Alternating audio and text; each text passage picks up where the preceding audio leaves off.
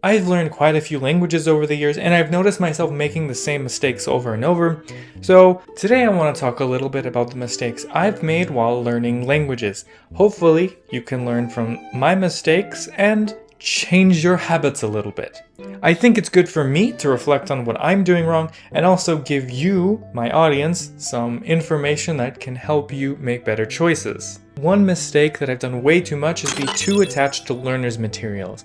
So I'm talking about textbooks, simple books designed for learners, videos designed for learners. I think ideally you should switch over to native level content as soon as possible, because when you watch native level content you can improve faster, you learn better words, you're not stuck on really simplified things that can be capping your learning. If you keep using learners' materials with books or videos, you'll run the risk of staying in a comfortable position and not challenging yourself. But if you look at that native level content, maybe the first time it'll be really difficult, but you can easily improve to get to that good, comfortable point. In books designed for learners, you get that awkward, simplified dialogue that's not close to reality. In native level books, you're going to see how people actually interact and the implications they make and the things they don't want to say but still get communicated. So for me, I have to be very aware that I'm stuck on learner's material. I have to push myself to use that native level content. Another mistake I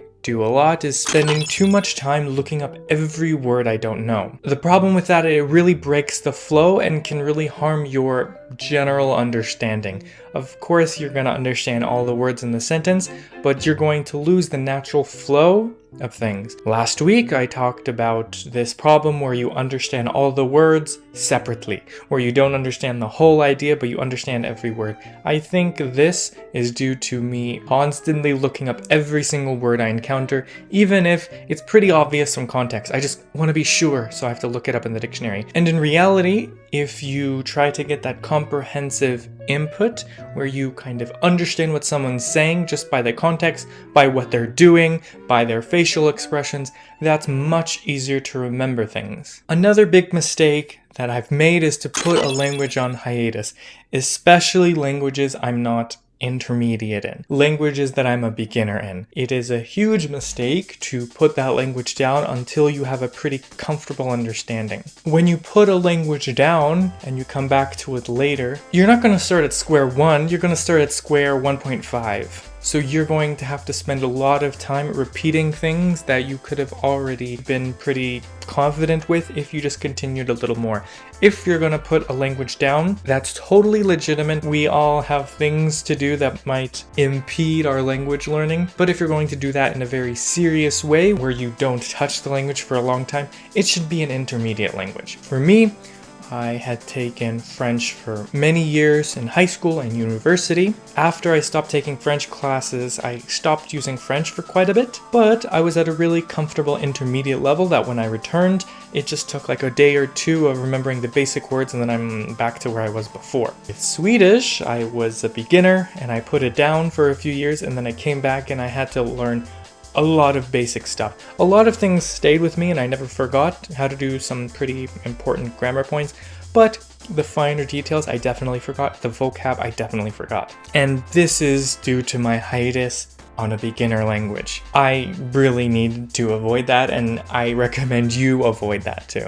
Another mistake I've done quite a bit is to learn grammar without following some sort of set curriculum in the hopes of learning something for free. Of course, you can learn many things for free on the internet thanks to kind people who make things available for free, but in regards to grammar, I think you need a consistent place to learn it with an idea of where you're going. Meaning, it doesn't have to be for a price, but at least go from the same website because they have a logic of teaching this first, then this, then this, then this, and it follows some kind of pattern that they have determined is really good for learners. When you don't follow that, you are getting a mismatch of this grammar point, but you missed a really important one in between that. It doesn't matter where you're getting your grammar from a serious course or from a free textbook or a free website, just get it from the same place. Get your basics from the same place. Investing $10, $15 in a grammar book is useful. Sometimes we really want to fight that urge to pay money just because we want to learn everything for free. But in regards to the basics of the language, I think it's worth it to pay a little money. You don't have to pay $200 for a course, or you don't have to pay $200 for some really fancy schmancy textbook with a hardcover. You can do something really cheap, but there should be some sort of vision in the way you're learning. I think that's a mistake that I've made in the past of mixing and matching sources when I'm at the beginner level. At the beginner level, there should be some sort of vision. Free resources can be amazing. For example, with Korean, I think I learned a majority of my grammar through free resources. It's possible, but again, it just needs to be a set plan. Someone had to have sat down and decided you're going to learn adjectives, then pronouns, then you're going to learn past tense. There needs to be structure, a little structure. Like not so much not like classroom structure, just something. Another mistake I've done is to overemphasize grammar while undervaluing vocabulary. You know, I am someone who thinks in formulas quite a lot. I love plugging things into the grammar that I learned and being able to speak. But language isn't math. You have to learn vocab and you have to spend time learning it. You're not going to naturally acquire vocab by just practicing a lot. You have to spend at least a little bit of time memorizing. I've talked about in a previous video how much I hate rote memorization, and that's still true. I hate it, but to some extent you need it to learn a language. It doesn't have to be everything you do is memorizing, but you should spend a little bit of time of that. And in the past, I've had that mistake where I spend so much time on grammar, but vocab I always avoid. And the last mistake I've made, and I make it quite a lot, and it's probably the most serious one, is the fear to speak. You know, I am a perfectionist at heart. I don't like making mistakes, so it really pains me to speak because I know I'm going to make mistakes.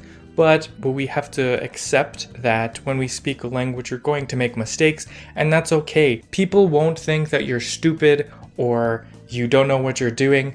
They might laugh because of what you said is funny, but that's not to insult your intelligence. There's some nasty people out there, but for the most part, they're not gonna laugh. Especially in the case that I'm scared of. I haven't had a italki lesson in German for months and months and months, but a language tutor is not gonna make fun of you, so I really don't understand my irrational fear of being mocked. My tutor's not gonna mock me, my tutor wants to help me. So I really have to push myself to speak. Sometimes I switch to English with a person who's a native of my target language, and I really shouldn't do that.